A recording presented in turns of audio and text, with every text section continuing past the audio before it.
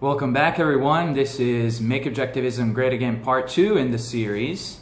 In the previous video, which will be linked below, we talked about the main points, the first few main points that Lindsay Perigo from solopassion.com has touched upon in his open letter to Objectivists.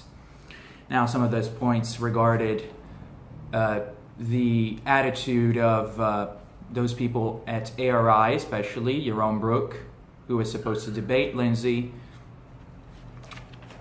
his attitude towards immigration, towards Donald Trump. And we asked ourselves a few questions. I invited you to do your own research, and that's because one of the main problems with Obleftivism and the Obleftivist followers is that they get their information from the Obleftivist leaders.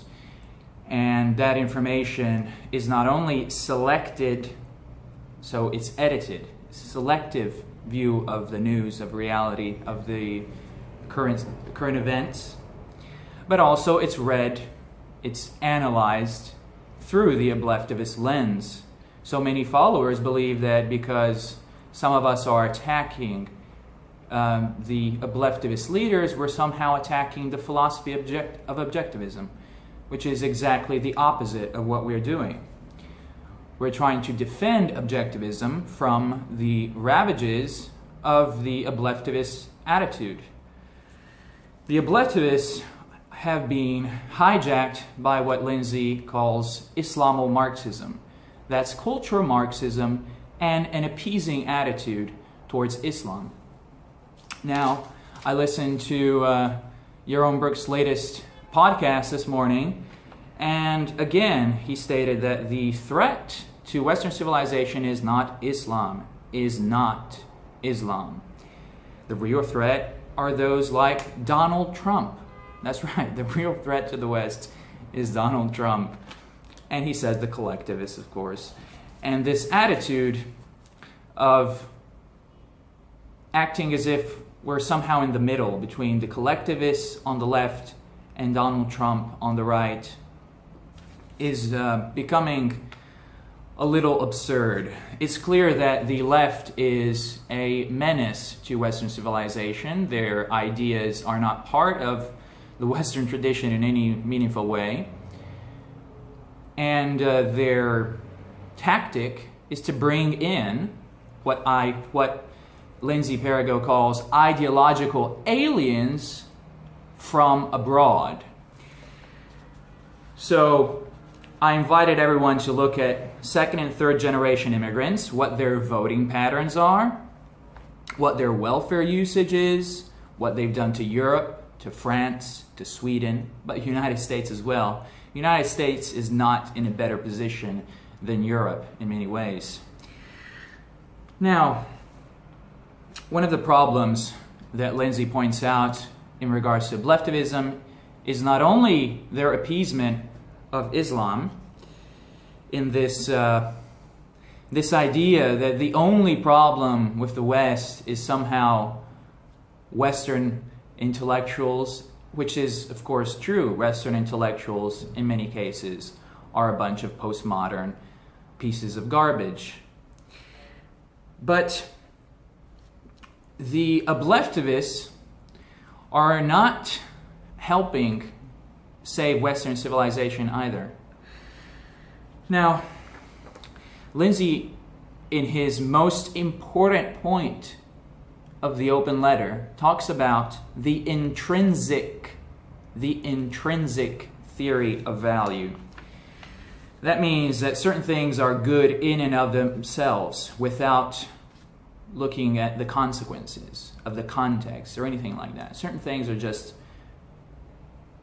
right, just good, just because they are what they are, and that's it.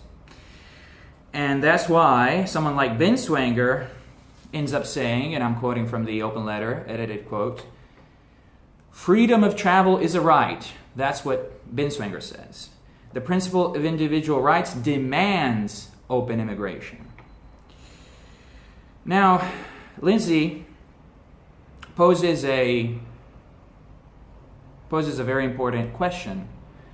Now, is this kind of approach to individual rights even compatible with objectivism? Well, his answer is no. This is not part of objectivism. If you study objectivism, you know that there's the intrinsic theory of value, the subjective theory of value, and objectivism, the objective theory of value. Now, let me quote from Lindsay. There are no intrinsic rights implanted in us by a mystical creator or nature. Rights is a concept arrived at after tortuous millennia of excruciating cogitation by advanced human beings at the forefront of Western thought. Okay? Objectivism does not contend that all men are created equal. Objectivism views that as an intrinsicist view of rights. So, the challenge here is prove Lindsay wrong. Prove him wrong. You can go to solopassion.com. There's an open forum. You can register and freely post on any of the blog posts. I post there. You'll find these videos there. You'll find an open discussion. You can ask me questions. You can raise topics. And you won't be cut off. You won't be called names. We all make mistakes. Just because you bring up an interesting point, it doesn't mean you have to have the full, perfect answer. This is a work in progress, okay? Immigration is not part of objectivism. I mean, Ayn Rand never wrote about immigration. And that's one of the things that made me realize that the Obleftivist leaders are,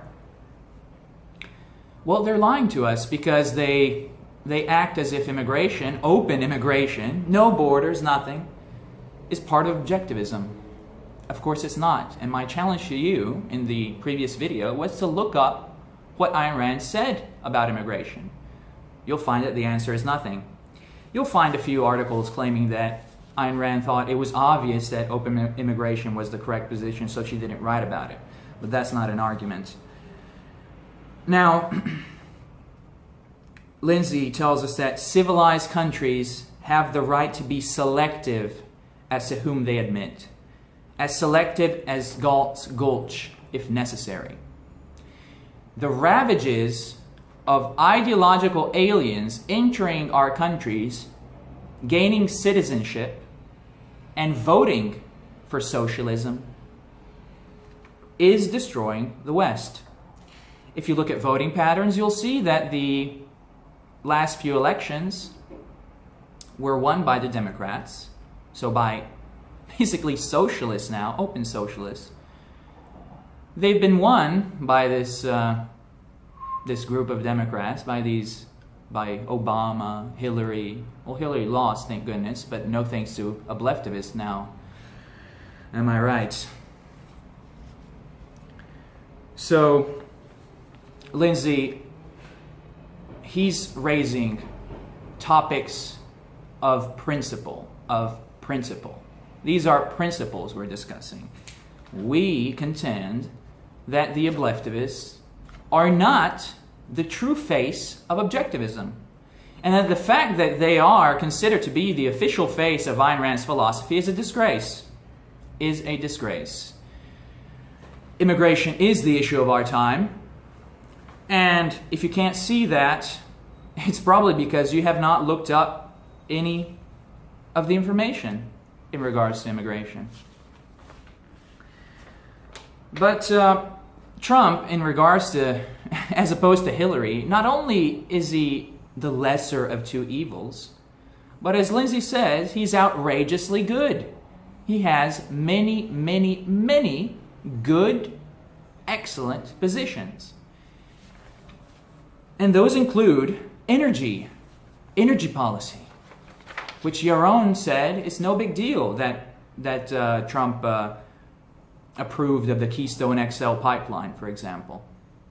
Well, it is a big deal, of course. And it's a big deal that Donald Trump wanted to institute a complete shutdown of Muslim immigration, or then He got stopped by the courts, of course, and that's what you see, the leftist courts. If the Obleftivists would have had their way, Hillary Clinton would have probably been president by now, and the Supreme Court of the United States would be completely controlled by leftist judges. Now, the leftist judges on the Supreme Court would have completely destroyed the basis of what makes the United States still, to this day, the greatest country on earth, the Constitution of the United States. So, if you can't realize the importance of having supported Donald Trump instead of Hillary Clinton based on immigration or any other topic, the Supreme Court itself should be sufficient. Without the Supreme Court, the United States is gone. The Supreme Court rewrites the Constitution. It's a living document according to leftists. So, I hope you take a good look at this open letter. I hope you like this video, you subscribe to this YouTube channel, because we're going to have an interview with Lindsay Perigo coming up.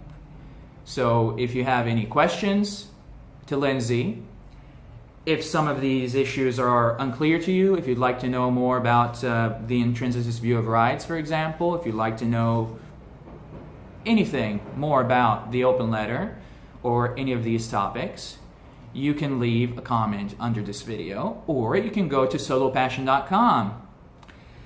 So, stay tuned. And Obleftivists, I'm talking to you now, the Obleftivists. Be careful. Be careful, because we're on to you. We know what's going on. We know what's going on. And many more are realizing that your positions are incompatible with the philosophy of Ayn Rand. So get your act together, or we will get the act together for you. Ed Powell has already worked on a theory of border policy and immigration policy. And you can find Ed Powell's essay at objectivedissent.org. So we're already working on making objectivism great again. And I invite you to join us. I'll see you soon. Like and subscribe. And remember, it's MOGA time. It's MOGA time. It's time to make objectivism great again.